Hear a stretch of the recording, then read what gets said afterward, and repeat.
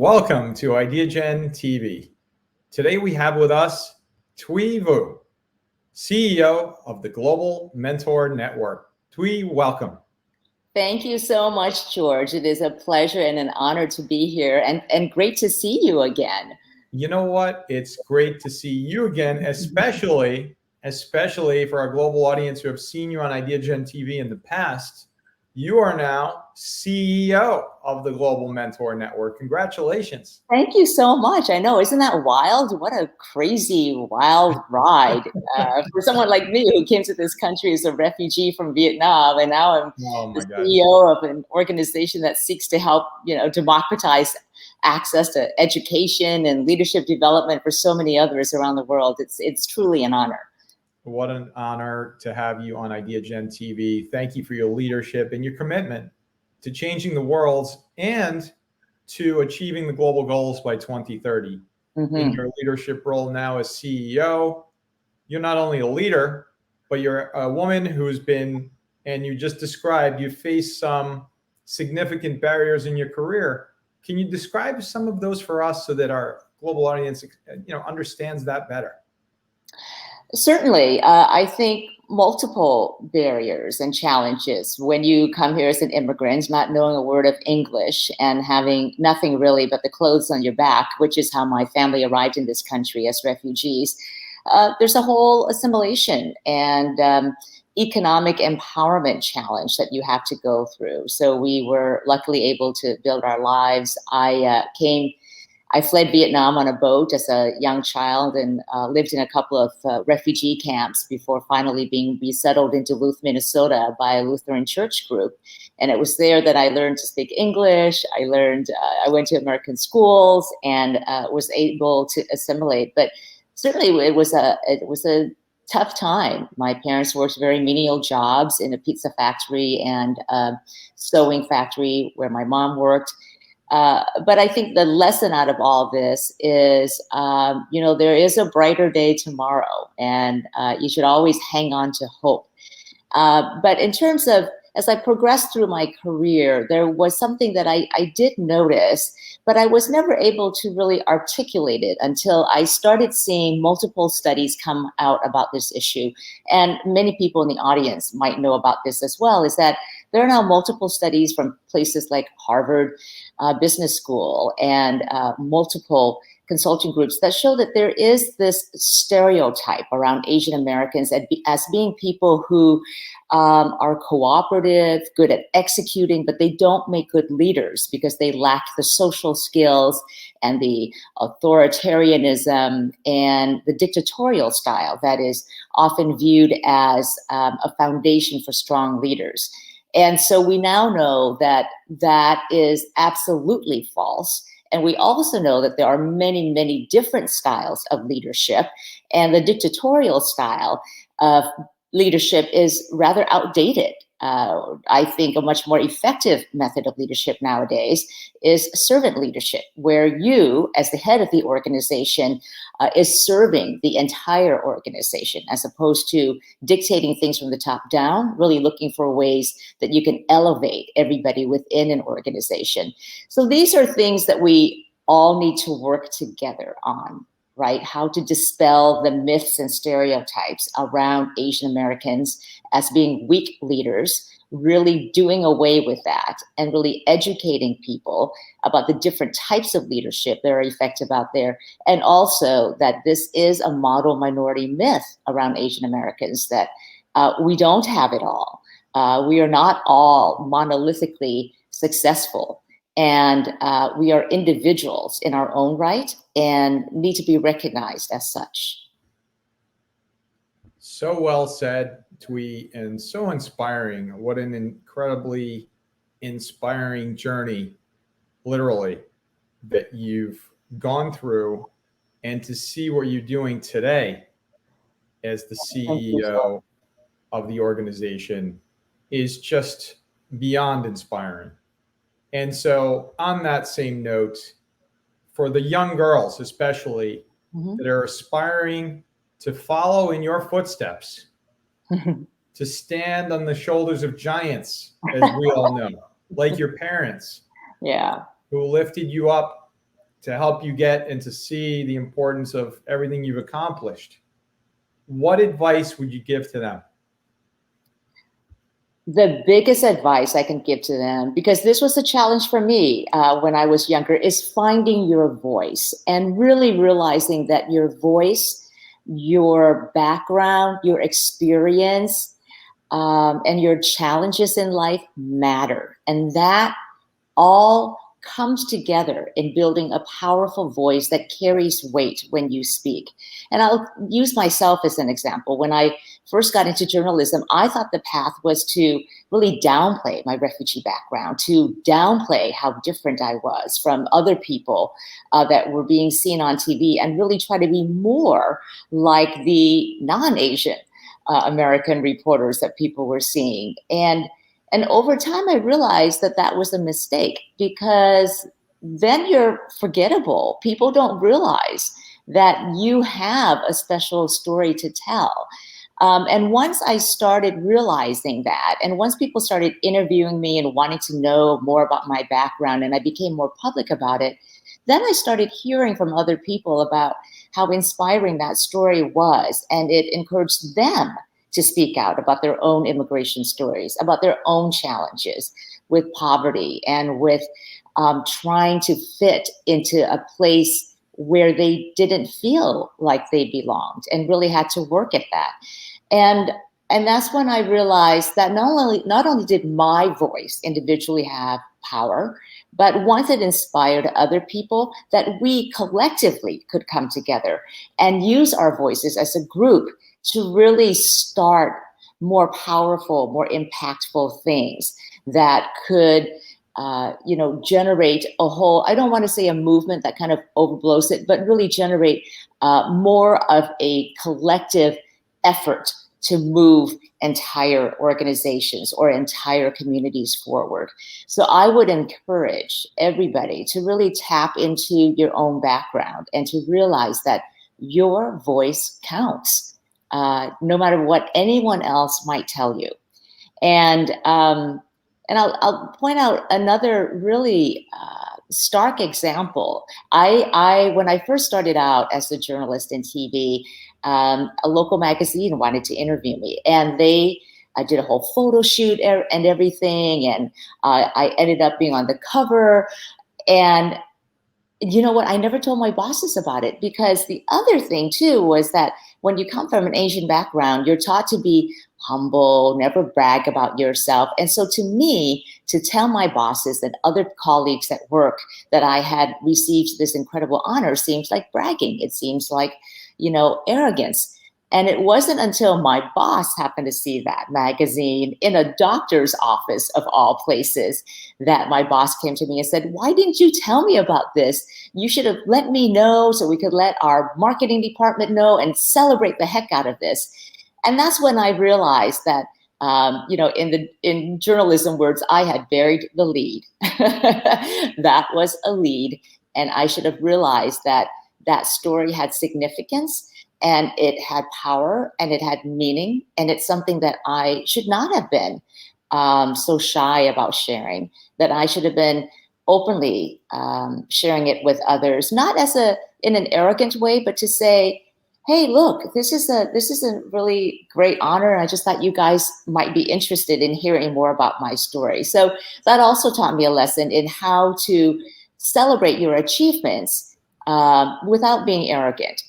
And there is a fine balance to that. But I think you need to do that, and you need to let others know when you are recognized for something, and not let certain cultural norms hold you back from that, because it is necessary once you get into the workplace to be able to celebrate achievements, your own achievements as well as your colleagues' achievements. That's right, Thuy, and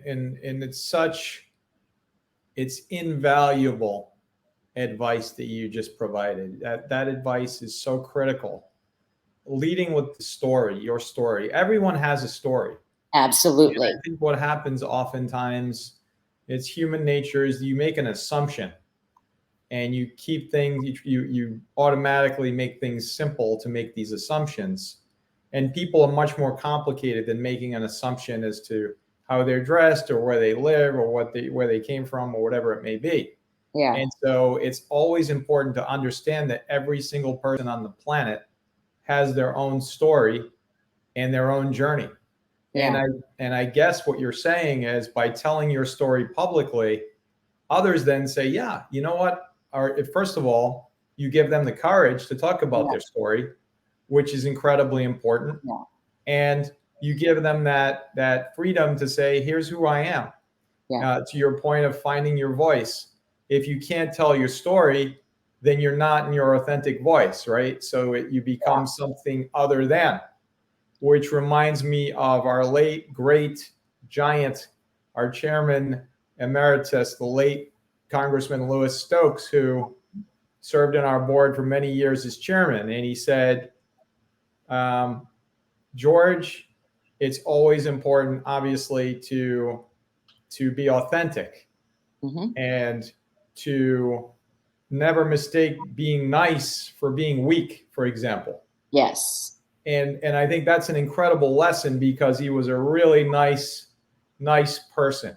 Yeah. With a contagious laugh who lasted in the United States Congress for 30 years. Yeah. And he didn't do that by accident. And when he said you can be nice, but you don't have to be weak, it means you can find your voice, you can be very nice, and you can still be a great leader. You don't have to be that tyrannical leader to be effective. Absolutely, I agree. And I'll add one more thing is that when I found my voice, it gave others a voice, right? They were more comfortable then in finding their true voice as well and expressing themselves. Exactly. And that's what an incredible insight to be sharing with our global audience today. And so, Thuy, from your perspective, which targets are the most important for working toward achieving gender equality? And what are some of your specific insights into achieving them? That is a great question, George.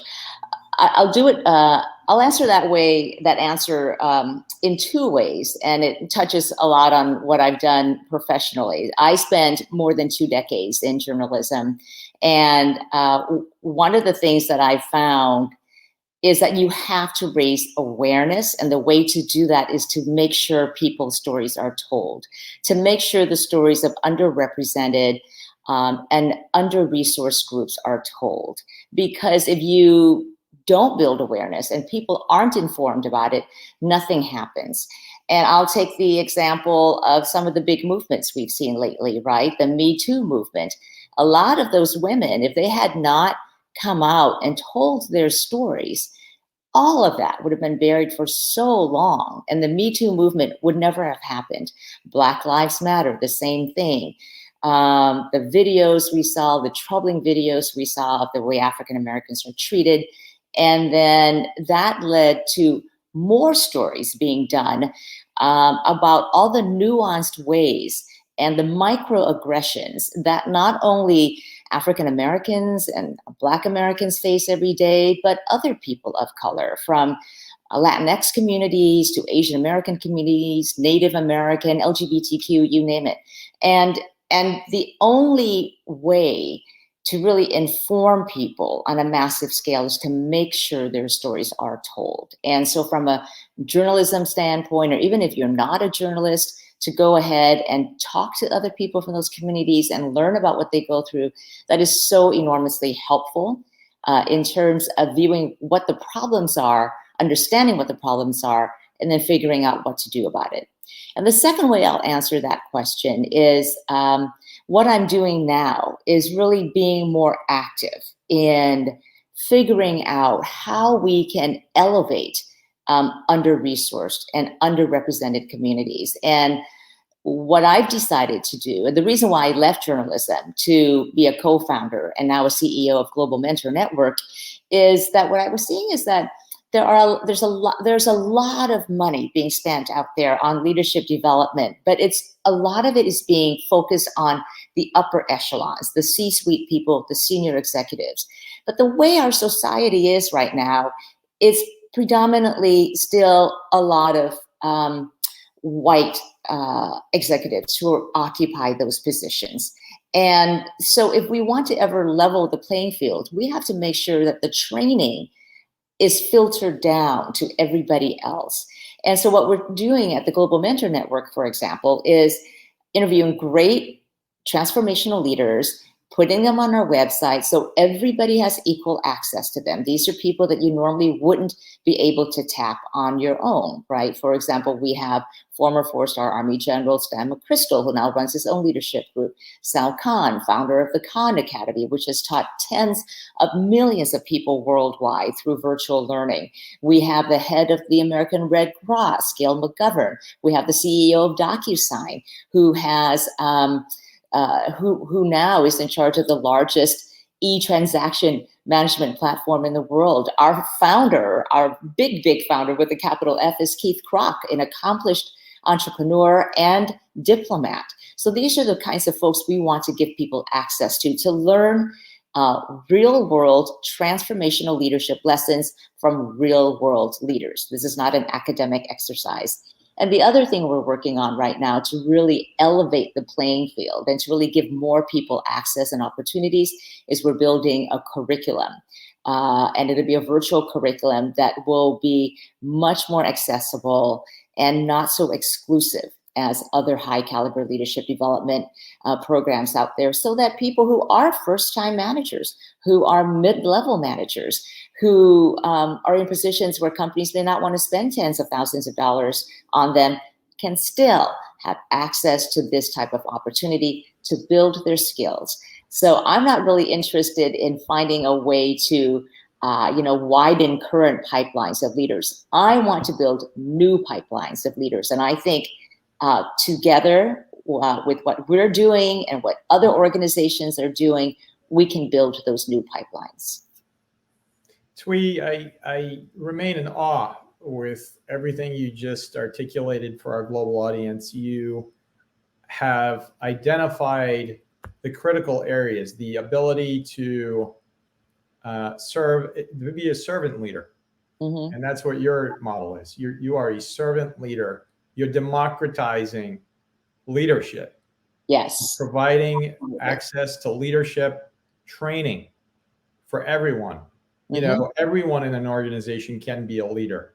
The notion that you just need that one leader is outdated on some level. You can lead, you can impact, you can do amazing things for your company, organization that you work in, and not be the CEO. Isn't that amazing?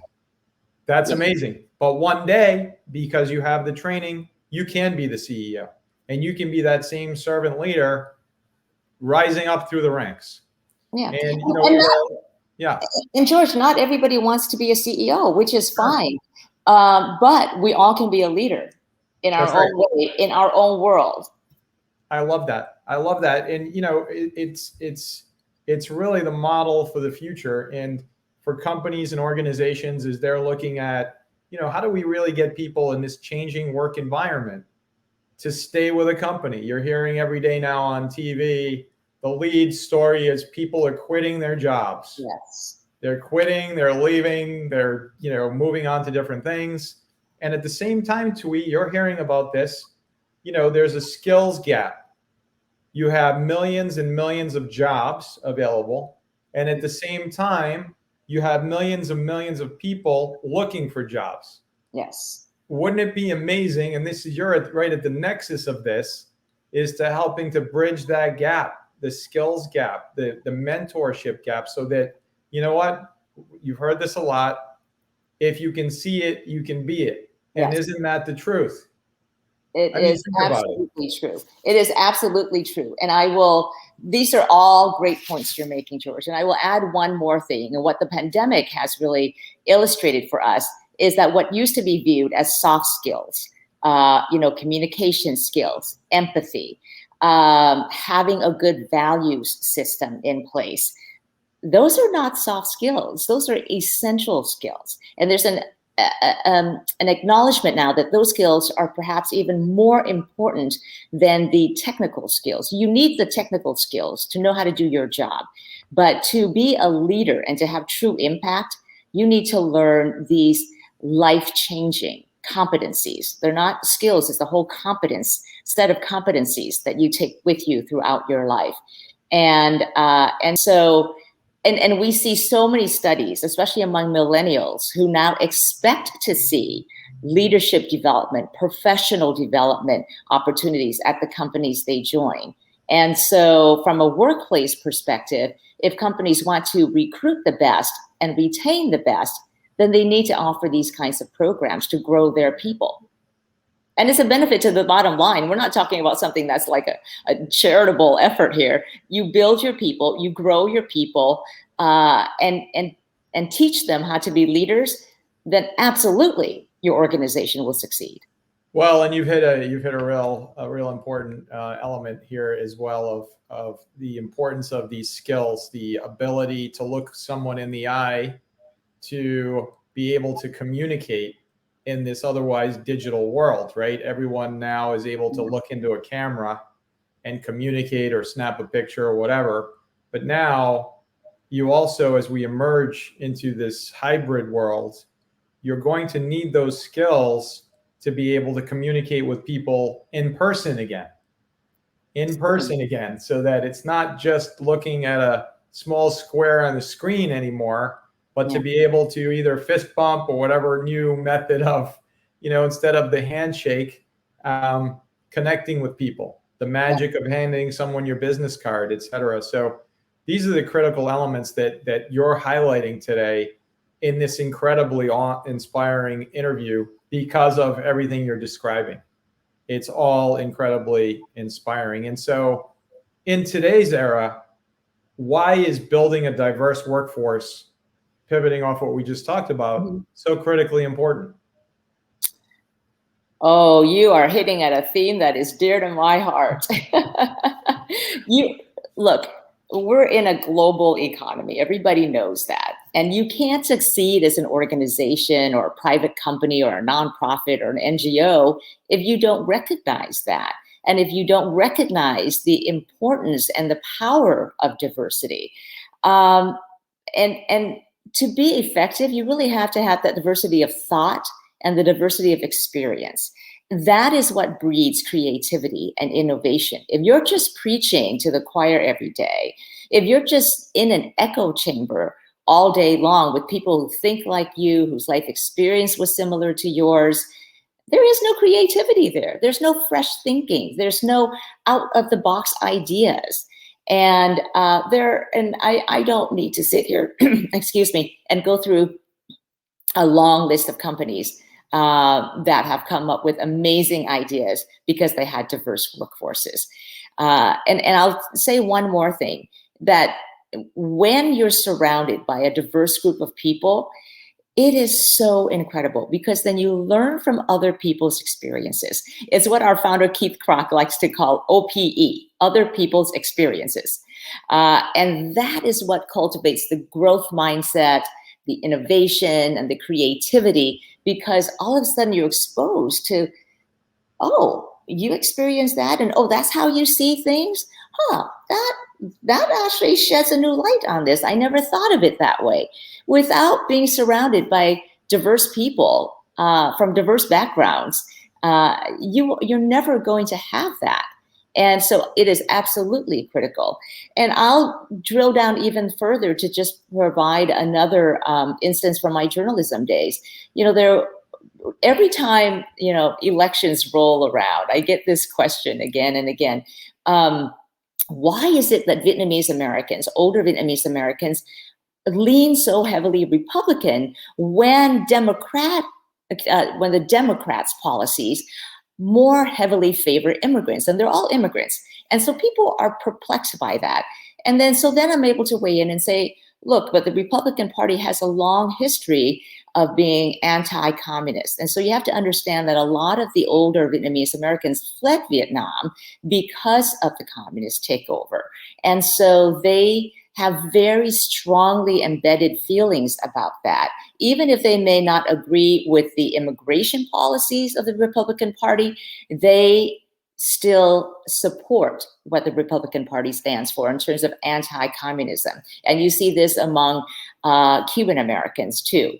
And so without that diversity of perspective, people would still not understand, well, why is that? And kind of just take it for granted that, oh, okay, well, these Vietnamese Americans, they're immigrants, and yet they're like betraying their own ideals and siding with, Republicans, when really Democrats are having the stronger policies in support of immigrants right now. So that's just one very specific example of where insight and diverse perspectives matter in terms of enlightening people on an issue. Well, Thuy, there's a few perspectives there.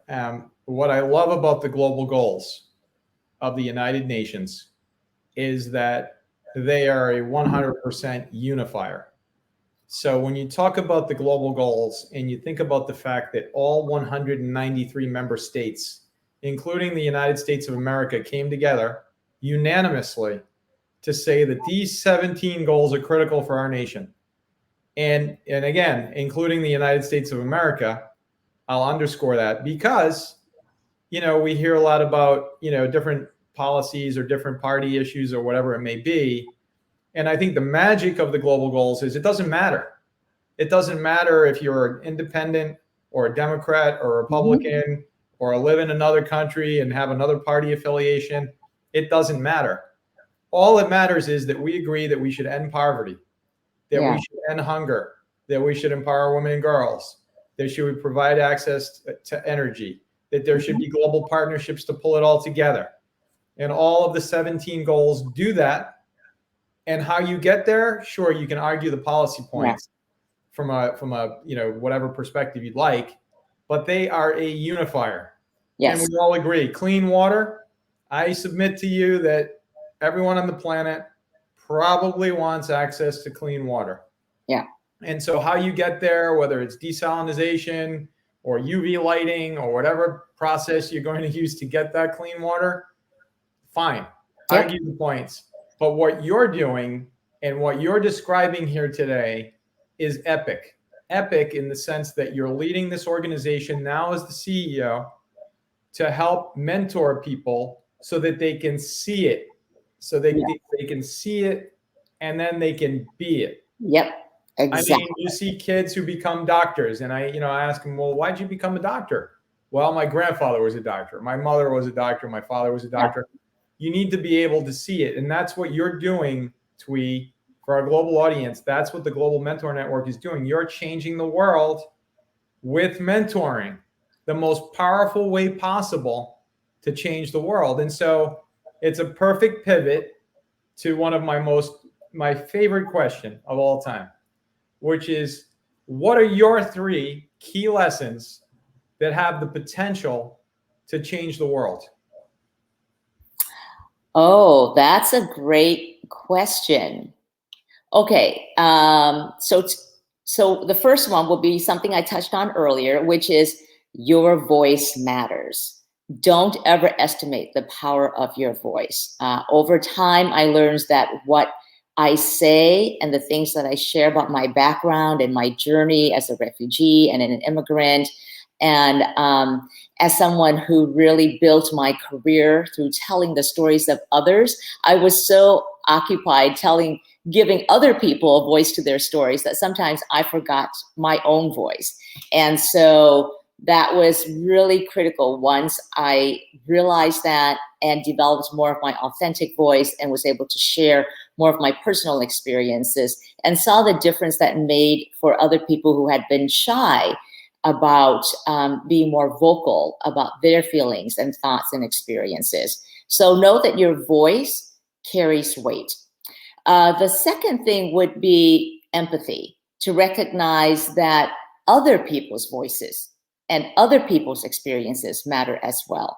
Because I think once you have empathy, you can really see things from someone else's perspective and really reach a harmony and a relationship and a collaboration and a partnership, whatever it is that you want to achieve.